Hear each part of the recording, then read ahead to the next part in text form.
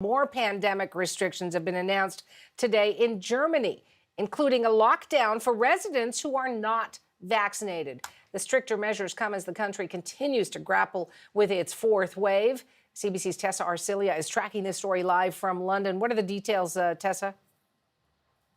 Yeah, that is the latest development, Suhana, from Germany. The government announcing that they will be curbing the movements, essentially, of the unvaccinated part of the population, barring them from essentially most of public life, apart from the essential. So they cannot go to non-essential shops, gyms, cinemas, cultural activities, and even Christmas markets. So basically, it's one step closer to compulsory vaccinations, essentially saying, sure, you have a choice of not getting the vaccine, but you're not going to be able to do much. And now the government is going to consider as well mandatory vaccinations that's being debated in the German parliament. They're looking at making it compulsory by February or March next year, which is something that the Austrians have also already been considering. Now, the idea of compulsory vaccinations obviously will stir a lot of debate, but the European Commission chief Ursula von der Leyen had floated the idea of a Europe-wide response in this sense. Take a listen.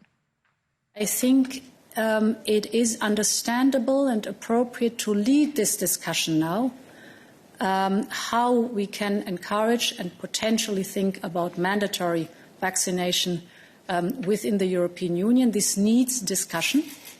This needs a common approach, but it is a discussion that I think has to be led.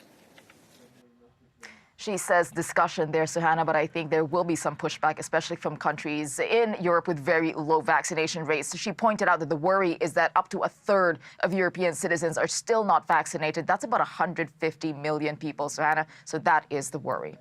And in South Africa, Tessa, where Omicron was first reported, infections have exploded. What is the latest from there?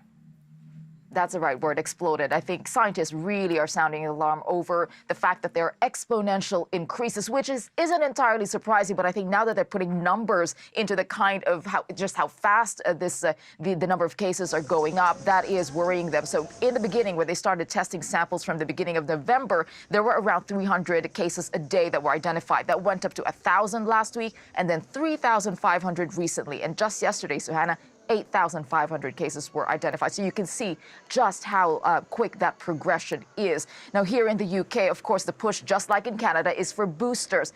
They have ordered more than 100 million more boosters to future-proof, as they say, the population. Take a listen to what the health secretary had to say. Will be the latest vaccines that they will have, because as we're seeing right now, there's a new variant, there's potentially new variants in the future. We know that COVID's going to be around for a while. We have to learn to live with it, and one of the ways to learn to live with it is to make sure we've got the vaccines that we need and that they're future-proof. And just very quickly, something that we're also keeping an eye on, Suhana, is a new drug by GlaxoSmithKline that was approved by the UK for treating COVID. It seems like it is also effective against the Omicron variant, but that's something we need to keep an eye on. Suhana? We will talk again. CBC's Tessa Arcilia in London.